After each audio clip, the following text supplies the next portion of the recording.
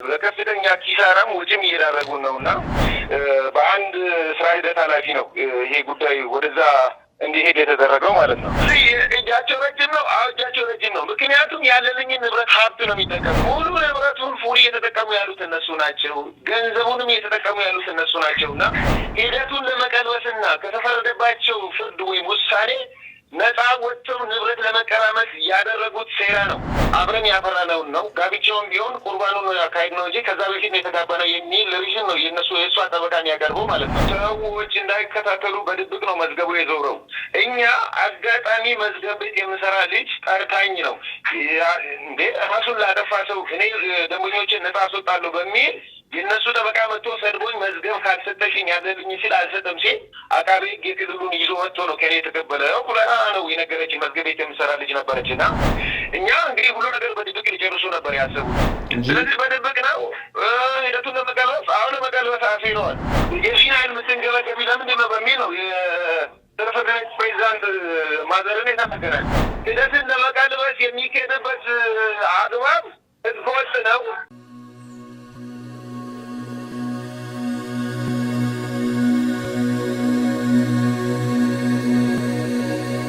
ከሁለት ዓመታት በፊት በመላው ኢትዮጵያውያንና በእግር ኳስ አድናቂዎች በተለይ ደግሞ በኢትዮጵያ የእግር ኳስ ፌዴሬሽን ውስጥ ትልቅ ሀዘን ጥሎ ያለፈ አንድ ክስተት ተከስቶ ነበረ። በብዙ ሀገርም ቤተሰብም እንዲሁም ደግሞ የእግር ኳስ ኢንዱስትሪውም ተስፋ ጥሎበት የነበረው የባህር ዳር ከነማ ተጫዋች የነበረው ተጫዋች አለልኝ አዘነ እንደው በድንገት ራሱን ፖል ላይ ሰቅሎ ሞተ የሚለው ዜና ከተሰማ በኋላ ብዙዎቻችንን አስደንግጦን ነበረ። ይሄ ጉዳይ በሕግ ሂደት ምርመራ ከተካሄደበት በኋላ የተፈጠረው ነገር ብዙዎቻችንን ያስደነገጠ ነበረ።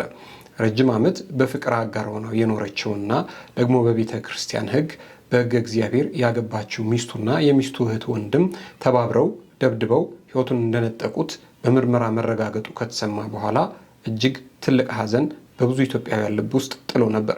ታዲያ ያለልኝ ሀዘንን ጉዳይ በጣም ብዙዎቻችን ከስር ከስር እየተከታተልን ፍርድ ቤት ጉዳዩን ከምን አደረሰው እንዴት ያለ ብይን ይሰጣል ብለን በብዙ ስንከታተል ቆይተን ነበረ። በዚህም ሳቢያ ቤተሰብ በብዙ ሀዘን ውስጥ ሰንብቷል። ከዚህ ሁሉ ደግሞ የከፋው ነገር መጀመሪያ አካባቢ የተጫዋቹን ሕይወት የነጠቁት የገዛ ቤተሰቦቹ ናቸው ተብሎ እህቱ፣ ወንድሙና ሌሎች የቤተሰቡ አካላት ታስረው ነበረ።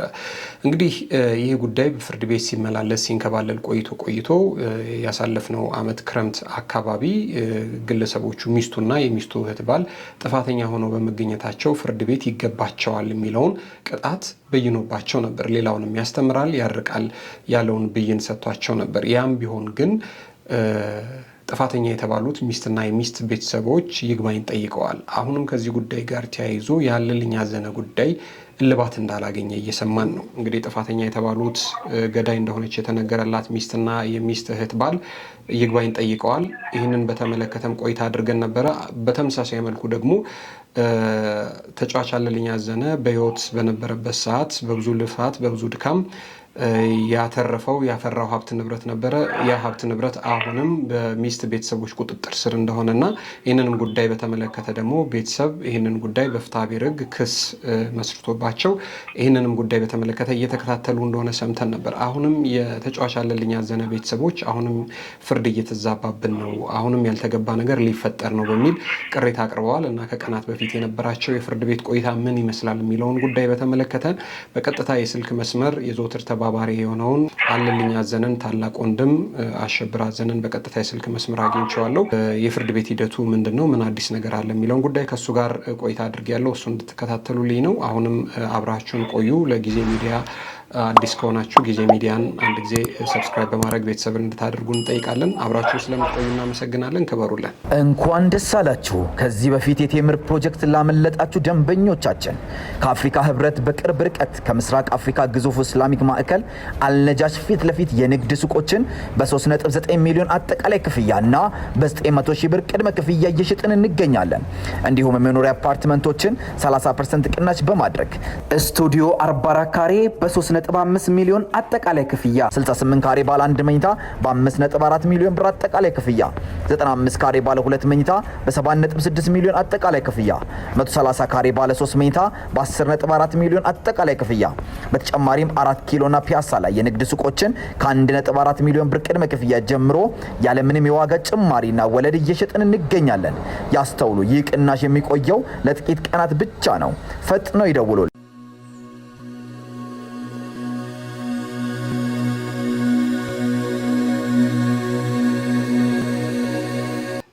ጤና ይስጥልኝ አሸብር፣ እንዴት ነህ? እግዚአብሔር ይመስገን። አብሮልን እንዴት አላችሁ? እግዚአብሔር ይመስገን ደህና ነን። ቤተሰብ ማዘር ሁሉ ሰላም? ሁሉ መልካም እግዚአብሔር ይመስገን አለ። እየበረቱ ነው እነ ማዘር እነ ፋዘር?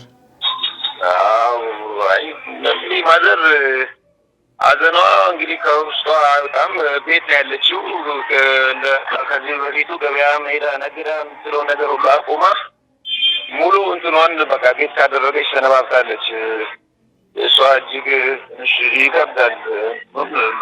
ማጽናናትም አልቻልንም፣ መረጋጋትን ተስኗታልና እግዚአብሔር ይመስገን ደህና ናት። መልካም እንግዲህ ዛሬ የተገናኘ ነው ያው ከ2 ወር በኋላ ነው ካልተሳሳትኩኝ፣ የዛሬ 2 ወር አካባቢ እንደዚሁ በቀጥታ ስልክ መስመር ተገናኝተን ቆይታ አድርገን ነበረ እና በተለይ ደግሞ ከፍርድ ሂደቱ ጋር ተያይዞ የፍርድ ሂደቱ ከአርባ ምንጭ ተነስቶ ወደ ሌላ ቦታ መዘዋወሩን በተመለከተ እሱ ደግሞ ሌላ ጥርጣሬ እንደከተታችሁ ገልጸልኝ ነበርና እንግዲህ የሚስትና የሚስት ቤተሰብ በዚህ ጉዳይ ጋር ይግባኝ ጠይቀው ይግባኛቸው ተቀባይነት አግኝቶ እንደነበር ነው ከዚህ ቀደም የተነጋገር ነው። ከሰሞኑ ከቀናት በፊት ደግሞ ፍርድ ቤት ቀጠሮ ነበራችሁና ምን አዲስ ነገር አለ? ምንድን ነበር የፍርድ ቤት የመጨረሻው አሁን መጨረሻ ሄዳችሁበት ሁኔታ ምን ይመስላል? ከዚህ በፊትም ለመግለጽ እንደሞከርኩኝ መዝገቡ ወደ ወላይታ ሶዶ የተዘዋወረበት ሕግን ተከትሎ የተደረገ አይደለም። በዛ ላይም ለክልሉ ከፍተኛ ለደቡብ ኢትዮጵያ ክልል ከፍተኛ ፍርድ ቤት ፕሬዚዳንት አካልን በመቅረብ አቤቱታ አቅርበናል። እኔም ጥር 12 2018 አካል ሳውላ ድረስ ሄጄ ያቀረብኩበት ሁኔታ አለ። ምክንያቱም የምርመራ መዝገቡ መዝገቡ የተዘዋወረበት በአንድ የስራ ሂደት ኃላፊ ነው። እሱም አሰግድ ካሳም ይባላል። የደቡብ ኢትዮጵያ ጠቅላይ ፍርድ ቤት አቤቱታ መስማትና መወሰን ዋና የስራ ሂደት ባለቤት በሱ ፊርማና በሱ እንትን ነው። ምንም ክርክር ሳይካሄድበት ችሎቱ ላይ ምንም የእኛም አቃቤ ሕጎች ባልተቀመጡበት ሁኔታ በአንድ ሰው ደብዳቤ ነው ሂደቱ ወደዛ እንዲዛወር የተደረገው። እሱንም ተቃውመናል። ለጠቅላይ ፍርድ ቤት ፕሬዚዳንት አቶ ቦጋለ ፈይሳ ለሚባሉ በአካል ድረስ በመቅረብም ነግሬያቸው ነበረ። ምክንያቱም የሄደበት አግባብ ትክክል እንዳይደለ ሳስረዳው ምንድን ነው ያሉኝ እሳቸው በሶስት የተፈረመበት በሶስት ዳኛዎች ተፈርሞበት ነው ወደዛ ሊዛወር የሚችለው። የፈረሙበትን ግልባጭ ጠይቄያቸው ነበር። ማለት ዳኞቹ ፈርመውና ሂደቱ ወደዛ እንዲዛወር አድርገው ከሆነ ጠይቄያቸው ነበረ። እሺ፣ እሳቸው ግን ምንም አይነት መልስ ሊሰጡኝ አልቻሉም። በፍትህ ስርዓቱ በዳኝነቱ ተማመኑ፣ ችሎቱ የትም ሊዛወር ይችላል የሚል መልስ ነው የሰጡ እና ምንም አጥጋቢ መልስ ባልሰጡበት ሁኔታ ነው ሂደቱን ወላይታ ሶዶ ድረስ የተከታተለን ያለ ነው ማለት ነው። ለከፍተኛ ኪሳራም ወጪም እየዳረጉን ነው እና በአንድ ስራ ሂደት ኃላፊ ነው ይሄ ጉዳይ ወደዛ እንዲሄድ የተደረገው ማለት ነው። በ19 ይግባኙ ተቀባይነት አግኝቶ 5ኛ ወር 2018 ላይ ምንድን ነው የተባለው? ይግባኝ ባዮች መልስ አቅርበዋል። እሺ፣ ማለት በመስካሪዎቻችን በተገቢው መንገድ መስክረው ብን የፎሬንሲክ ባለሙያ አምጥተን አስገብተን ፍርድ ቤቱ ተቀባይነት እንዲያጣ አድርጓል የሚል ነው ሪዝናቸው የፍርደኞቹ ጠበቃ ያቀረበው ማለት ነው። ስለዚህ የፎሬንሲክ ባለሙያ አስክሬን ሄዶ ባልተመረመረበት ሁኔታ ሙያዊ ማብራሪያ ሊሰጥ ነው የመጣው። ከአዲስ አበባ ከጳውሎስ ሆስፒታል ነው የመጣው። አክቹዋሊ በሰዓቱ ምስክርነት ድረስ እሱ መጥቶ የተናገራቸውን ምርመራ እንትኖችን ሁሉ ፍርድ ቤቱ ውድቅ አድርጎብናል ነው የሚለው። ስለዚህ በዛ ምክንያት ነው ይግባኛቸው ተቀባይነት አግኝቶ እንዲታይ የተደረገው ማለት ነው። ስለዚህ እሱን ካቀረቡ በኋላ ፍርድ ቤትም ትእዛዝ ሰጥቷል። ምን የሚል የፖሊስ የምርመራ መዝገብ ይቅረብ የሚል ማለት ነው።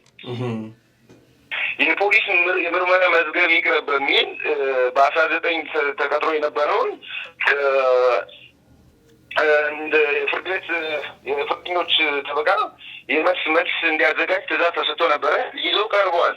በ5 ማለት ነው። በ5 6ኛው 2018 ማለት ፍርድ ቤቱ ባለው 305 ገጽ ያለውን የፖሊስ የምርመራ መዝገብን ያቀረበው ለፍርድ ቤቱ አስረዳ ማለት ነው። ይህን ግራቀኝ የሰማው ፍርድ ቤቱም ውሳኔ ለመስጠት መጋቢት 9 2018 ነው የቀጠረው ማለት ነው። ከመጀመሪያው ጀምሮ ሂደቱን ለመቀልበስ ምክንያቱም መሰለ ከፍተኛ ሪሶርስ አላቸው። የሟች ንብረት በእጃቸው ነው። የሟች ሙሉ ገንዘቡም ፉል እነሱ ጋር ያሉት ያን በመጠቀም ነው ከወንጀላቸው ለመሸሽና ነፃ ወጥተው በፍትሐ ብሔር እየተካሰስን ያለ ነው ንብረት ለመቀራመት የሚያደርጉት ሂደት ነው እና ከመጀመሪያም ጀምሮ መዝገቡ የተዛወረ አግባብ ትክክል አይደለም። እንደገና ጠቅላይ ፍርድ ቤቱ የደቡብ ኢትዮጵያ ጠቅላይ ፍርድ ቤት ፕሬዚዳንቱን በአካል አናግሬም በፍርድ ቤቱ ስርዓት ተማመኑ እንጂ መዝገቡ የትም ሊዛወር ይችላል ያለው። ስለዚህ አሁን እናንተ መጋቢት 19 የተቀጠረው የፍርድ ቤት ቀጠሮ ላይ የፍርድ ማቅለያ ነገር ወይ ደግሞ ፍርዱ ሊቀየር ይችላል የሚል ስጋት አላችሁ። አቤቱታቸው የነሱ ይግባኛቸው ተቀባይነት አግኝቶ ኦልሬዲ ተቀጥሯል አይደለም? አሁን እሱ ላይ ስጋት አላችሁ? ስጋታችን ምን መሰለህ? ምክንያቱም መጀመሪያ መዝገቡ ከመሄዱ በፊት ክርክር መካሄድ ነበረበት። ይሄድ አይሄድ የሚለውን ማለት ነው። እሱ አልተፈጸመም። እሱ በቃ ከመጀመሪያው ጀምሮ እኮ ሁኔታው እኮ ወዴት እንደሚያመራ እኮ ይታወቃል። የገንዘብ አቅም ተጠቅመው ነገሮችን ሂደቱን ዳይቨርት ለማድረግ ያቀዱበት ሴራ አለ፣ የተጎነጎነ ሴራ አለ። ስለዚህ ከመጀመሪያው ጀምሮ ጥርጣሬ ነበረን። ያን አቤቱታ ይዘን ሄደን ብናቀርብም የሚሰማን አካል አጥተናል። የሚሰማን ምክንያቱም እዚህ በሰዓቱ የነበሩ አቃቤ ሕጎች ጉዳዩን የያዙትን ስንጠይቅ በፍጹም ኬዙ ወደዛ መሄድ አይችልም። ምክንያቱም መዝገቡ ላይ ክርክር ተካሂዶ መሄድም ካለበት በእንደዛ አይነት ሂደት ጠብቆ ነው መሄድ አለበት። አንድ ሰው አንድ የስራ ሂደት በጻፈውና በፈረመው ደብዳቤ መሄድ አይችልም የሚል ነገር ነው ይዘው የሰጡን። ስለዚህ እኛ መዝገቡን ወደዛ መዛወሩን አውቀን ሄደን ብናመለክትም የሚሰማን አካል አጥተናል።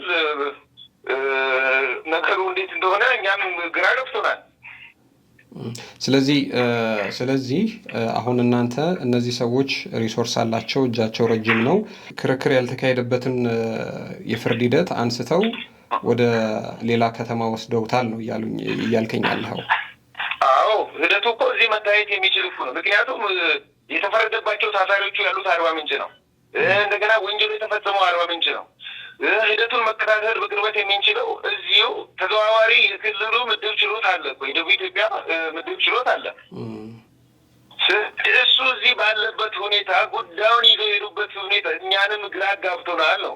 እኛን ብቻ አይደለም የህግ ባለሙያዎችን አማክረናል። ምንም አይነት ክርክር ያልተካሄደበትን መዝገብ ማዛወር በፍጹም አይቻልም። ይህን ያደረገው አካል አለ። የደቡብ ኢትዮጵያ ጠቅላይ ፍርድ ቤት አቤቱታ መስዋዕትና መወሰን የስራ ሂደት ባለቤት አሰግድ ካሳ አክሊሉ የሚባል ሰው ነው። በሱ ፊርማና በሱ ደብዳቤ ነው መዝገቡ ከአርባ ምንጭ ተነስቶ ወደ ላይ ታስወዶ ሄደው። ስለዚህ እጃቸው ረጅም ነው። አዎ እጃቸው ረጅም ነው። ምክንያቱም ያለልኝን ንብረት ሀብት ነው የሚጠቀሙት። እኛ እናውቃቸዋለን ቤተሰቦቻቸውን ምን አይነት ቤተሰብ እንደሆኑ እኮ እናውቃለን።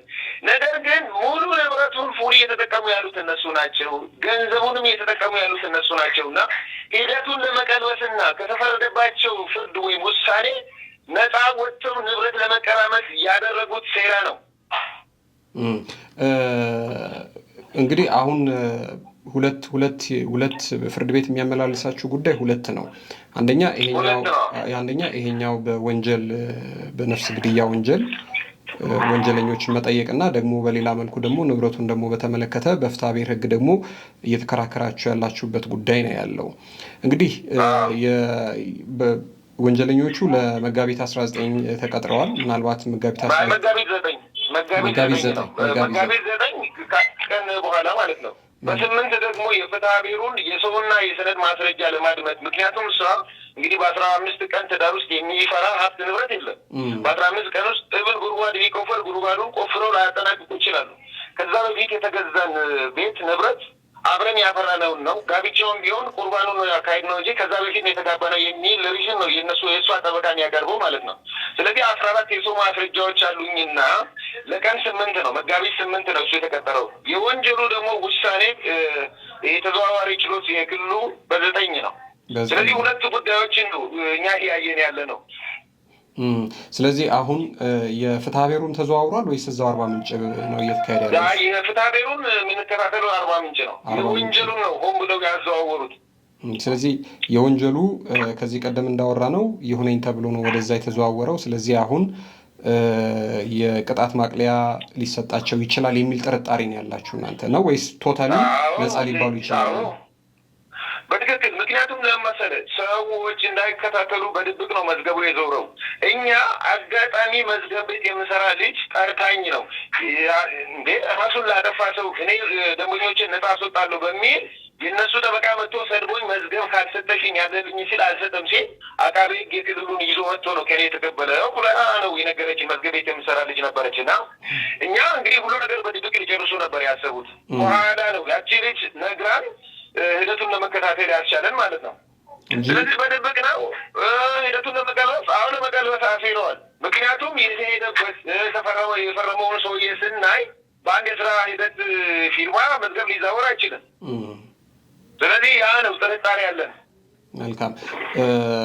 የፍትሐ ብሔሩን በተመለከተም በ8 ቀጠሮ አላችሁ ማለት ነው? በቀን 8 ቀጠሮ አለን። አዎ። እሱም የመጨረሻ ብይን ለመስጠት ነው ወይስ የሰው ማስረጃ ለማድመጥ? የሰው ማስረጃ ለማድመጥ። አዎ፣ ምክንያቱም አብረን ያፈራነው ሀብት ነው ብላለች። እንግዲህ እሱን በተመለከተ እናንተ መረጃ የሰው ማስረጃም የሰነድ ማስረጃም እስከዛሬ አላቀረባችሁም እንዴ? ሂደቱ ለመሰለ አንዳንዴ አድቫንቴጅ ያሉ ምክንያቱም በነፃ ሊለቀቁ ይችላሉ በሚል የፍትሐ ብሔሩን ክስ ረጅም ቀጠሮ ነው የሚሰጠን። ምክንያቱም ያቺ ልጅ ማረሚያ ያለችው ነፃ ተብላ ትወጣለች እሱ ራሱን አጥፍቷል የሚል እንትን ብለው ያው በተጭበረበረም ያው ገንዘብ አቅምም ስላላቸው በነፃ ትለቀቃለች የሚል መንፈስ ስላላቸው ሂደቱን ያዘገዩብናል። ለ2 ወር እንቀጠራለን። ከዛ እንሄድና ክረምት ሲደርስ ፍርድ ቤት ተዘጋ ይባላል። ስለዚህ በዛ ሁኔታ ነው ሪሶርሱን የተጠቀሙ መኖሪያ ቤት ውስጥ እያደሩ እንደፈለጉ የሆኑ መግደላቸው ሳያንስ እንደዚህ አይነት ነገር የሚፈጽሙብንና የሰው ማስረጃ አለ። ምክንያቱም ያጋዙ ሰዎች ነበሩ፣ በሰዓቱ የነበሩ ደላሎች። እንደገና ደግሞ ሲገዛ ይዟቸው የሄዱ ጓደኞች አሉ፣ በእኛ ሳይት ለምስክርነት ያቀረብናቸው ማለት ነው። ከእሱ ጋር አብሮ የሚጫወቱ እግር ኳስ ተጫዋቾች አሉ፣ መሬቱን ሲገዛ የነበሩ ማለት ነው። ስለዚህ እነሱ በአንድም በሌላ መንገድ ያው ለኳስ እግር ኳስ ተጫዋቾችም ስለሆኑ ሌላ ቦታም ጌሙ ስላለ መገኘት ባለመቻላቸው ትንሽ ዘግይተዋል። ነገር ግን የእሷን አድቫንቴጅ እያዩ ነው ሁሉ ነገር እንትን ያሉት። አሁን እንግዲህ በዚህ በፍትሐ ብሔር ሕግ የከሰሳችሁበት ከንብረት ጋር ተያይዞ ያለው ጉዳይ ላይ ምን ያህል ለምሳሌ ቤት እና ምንድን ነው አሁን እነሱ እየተገለገሉበት ያሉ? ቤቱን እየኖሩበት ነው? እያከራዩበት ነው? ሌላ ተንቀሳቃሽ ሀብት ንብረት አለ ወይስ ቤትና ቤት ውስጥ ያሉ ቁሳቁሶች ብቻ ናቸው? እኛ ይኸውልህ ያው ማታ ገለው አይደል ያመጡት። ቢናገር እና ቢናዘዝ ያለውን ነገር ያሳውቅ ነበረ። ግፍን አድርገው ነው አፍነው ገለው አፍነው አምጥተው ቤት ያስረከቡልን። አሁን እኛ የምናውቀው ተንቀሳቃሽ ንብረት ይኑረው አይኑረው የምታውቀው እሷ ነች። ነገር ግን በዋናነት የምናውቀው 2 መኖሪያ ቤቶች አሉ። አንደኛውን እያከራየች ኪራይ የምትጠቀመው እሷ ነች። ቤት ኪራይ የምትጠቀመው እሷ ነች። እንደገና መሀል ሴቻ ላይ አንድ ቤት ባለ 2 ክላስ 1000 ብር ነው ያከራዩት ብላ ነው ፍርድ ቤት ያስመዘገበችው። ምክንያቱም 1000 ብሩንም ተከራክረን በፍርድ ቤት ሰውየው ለእሷ በእጇ ከሚሰጥና እንትን ከሚል በፍርድ ቤት አካውንት እንዲያስገባ አድርገናል። 1000 ብር አይደለም የተከራየው፣ ከዛ በላይ ነው። ሰውየውም ከእሷ ጋር ስለተመሳጠረና ያለውን ሂደት ትክክለኛውን ለመናገር ባለመቻሉ ለእሷን ይከፍለዋለን። ነገር ግን 1000 ብሩ በፍርድ ቤት አካውንት እንዲገባ ያደርግ ነው። ሌላው መኖሪያ ቤቱ ነው። አሁን እሱ የተገደለበት መኖሪያ ቤቱ ማለት ነው። አሁን የሟች ሚስት የገዳይ እናትና ወንድም ይኖራል እዛ ቤት ውስጥ። አሁንም እዛ ቤት ውስጥ የእሷ ወንድምና እህት ይኖራሉ፣ እናትየዋን ጨምሮ ማለት ነው። እዛ ውስጥ ነው የሚኖሩት? አዎ ቤት ውስጥ ይኖራሉ። በሱ መኖሪያ ቤት ውስጥ 2 ነው ያለው መኖሪያ ቤቱ። አንዱ ሴቻ ነው፣ እዚህ አንዱ ደግሞ ውሃ ምንጭ ገበደ የሚባል በተለምዶ ሃይላንድ ሰፈር የሚባል አለ፣ እሱ የተገደለበት። እዛ ይኖራሉ። አሁን እኛ ቤቱን ለቆዩቱ ብለን በምናመለክትበት ጊዜ ምንድን ነው የሚለው? ፍርድ ቤትን እጃቸው ረጅም ነው ይላሉ። ምንድን ነው የሚሉት? ምን ንብረት ተመዝግቦ የለ እንደ ቢኖሩም ባይኖሩም የተመዘገበ መጨረሻ ላይ ቆጥሮ ያስረክባሉ። የዚህን አይን የምትንገበገቢ ለምንድን ነው በሚል ነው የፍርድ ቤት ፕሬዚዳንት ማዘርን የተናገራል። ምክንያቱም የተጠቀሙ ልጅ እንደለው ቤት ውስጥ ያለውን ንብረት የተገለገሉ እንደፈለገው ያደረጉ ማየት አልፈልግም ብላ አመልክታለች። እያለቀሰች ሄዳ ተናግራለች። ነገር ግን የሚሰማን አካል አጥተናል። ምክንያቱም በነፃ ይለቀቃሉ የሚል እንትን ስላላቸው እነሱ ሻን ነው የሚያስቡት እና ስቲል ቤት ውስጥ የሚኖሩ እነሱ ናቸው። ያለብኝን ንብረት የሚጠቀሙት እነሱ ናቸው። መልካም። ስለዚህ አሁን እንግዲህ ዛሬ ይህንን ያንተን ከአንተ ጋር ያደረግነውን ቆይታ ለሚሰማ ለሚመለከት ህዝብ፣ ለአለልኝ አድናቂዎች፣ ለእግር ኳስ ቤተሰቦች፣ ለፍትህ አካላት፣ ለመንግስት ሰራተኞች ምንድን ነው ማስተላለፍ የምትፈልጉት ነገር? አሁን እኛ ፍትህን አሁንም እንሻለን። ምክንያቱም አለልኝ ሀገር ሀብት ነው። አለልኝ በመወለድ ለእኔ ወንድም ሊሆን ይችላል። ነገር ግን አለልኝን ያጣነው እኛ ብቻ አይደለም፣ ሀገር ናት ያጣችው። ስለዚህ ምንም አይነት አድበስብሰው የፍትህ ስርዓቱን በማናጋት በማደፍረስ ሂደትን ለመቀልበስ የሚካሄድበት አግባብ ህገወጥ ነው። ሌሎች የመንግስት አካላት እኛ እስከ የዞኑ ፕሬዚዳንት ጋር ጭምር ሄደናል። ሌሎች ሰዎችን ያገኘ ነው አጋጣሚ በስራ ምክንያት እሱ ስለሌለ ማለት ነው። ሂደቱን ለማስረዳት የተሄደበት አግባብ ትክክል አይደለም የሚሉ ለማስረዳት ሄደን ነበረ እነማዘር ጋር። እሺ። ስለዚህ ሁሉም ሰው ወንጀል እስከሰራ ድረስ በወንጀሉ ሊጠየቅ ይገባል። እነዚህ ሰዎች ደግሞ ጥፋተኛ ናቸው ተብሎ በፍርድ ቤት ተፈርዶባቸው ታስረዋል። ስለዚህ ይህን ሂደት እኛ በቀላሉ የምናየው ጉዳይም አይደለም። የኢትዮጵያ ሕዝብም ኃይል ይገባል። ምክንያቱም የሞተው የሀገር ሀብት ነው። ጓደኞቹም ቢሆኑ ሲደስ ምክንያቱም ገለው ንብረት ለመቀራመት በሚል ገንዘብ በመስጠት የፍትህ ስርዓቱን ለማደረዝ የሚደረግ ሙከራ ተቀባይነት እንደሌለ ነገ ነግበራስ ነው። ማናችንም እኮ ነገ ምን እንደምንሆን አናውቅም። ዛሬ ይህን የሚሰሩ ሰዎች ከድርጊታቸው ሊቆጠቡ ይገባል። መላው የኢትዮጵያ ሕዝብም ሊደግፈን ሊረዳን ይገባል የሚል እምነት ነው ያለኝ። መልካም አሸብር፣ እንግዲህ ከቀናት በኋላ ደግሞ መጋቢት 8 እና 9 ፍርድ ቤቱ ምን ብይን እንደሚሰጥ እንደዚሁ ተደዋውለን ይህንን ጉዳይ ለህዝብ የምናደርስ ይሆናል። ለሰጠኝ ጊዜ እጅግ በጣም ከልብ አድርጌ ነው የማመሰግነው። እኔም አመሰግናለሁ። እሺ፣ ክበርልኝ። ቴንኪው በጣም።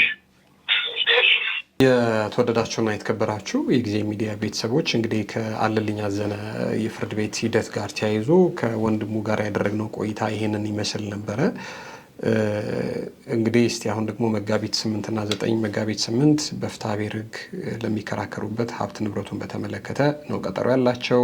መጋቢት 9 ደግሞ ከወንጀሉ ጋር ተያይዞ ወንጀል ፈጻሚዎች ይግባኝ ጠይቀው እንግዲህ የይግባኝ መብት አግኝተው ይግባኛቸው ተቀባይነት አግኝቷል። ከዛ ፍርድ ቤቱ ምን የተለየ ውሳኔ ይሰጣል የሚለውንም እንደዚሁ በሚቀጥለው ተከታትለን ወደ እናንተ የምናደርስ ይሆናል ማለት ነው። ይህንን ጉዳይ በተመለከተ በጣም ብዙዎቻችሁ እስከ መጨረሻው ድረስ የፍርድ ቤት ሂደቱን በተመለከተ እየተከታተለን እንድናቀርብላችሁ ስትጠይቁን ስለነበረ ደግሞም እንዲህ ያለ ወንጀል ተፈጽሞም ደግሞ የፍርድ ቤት የመጨረሻው ተግባራዊ የሚሆነው የፍርድ ቤት ብይን የፍርድ ቤት ውሳኔ ምንድን ነው የሚለውንም ነገር ማወቅና ደግሞ ማሳወቅም ስላለብን ነው ይህንን ጉዳይ ስራዬ ብለን እየደጋገምን ወደ እናንተ የምናመጣው ማለት ነው። አብራችሁን ስለቆያችሁ እጅግ በጣም ከልብ አድርገን ነው የምናመሰግነው። ክብር ይስጥልን።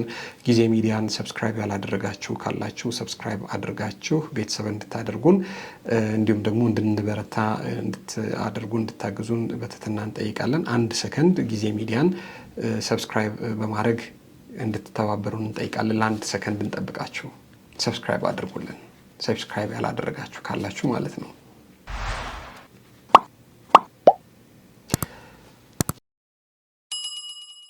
ቤተሰቦቻችሁን ለሆናችሁ እናከብራችኋለን። አሁንም ደግሞ ዛሬም ደግሞ ሰብስክራይብ አድርጋችሁ ቤተሰብ ያደረጋችሁንም እንደዚሁ ክብር ይስጥልን። እንኳን ደህና መጣችሁ እናንተንም። በተረፈ በያላችሁበት የዓለም ጫፍ በያላችሁበት የሀገር ጥግ ሁሉ ክፉ ሳይነካችሁ ደግ ሳያልፋችሁ ትከርሙ ዘንድ ወደድን። ክበሩልን።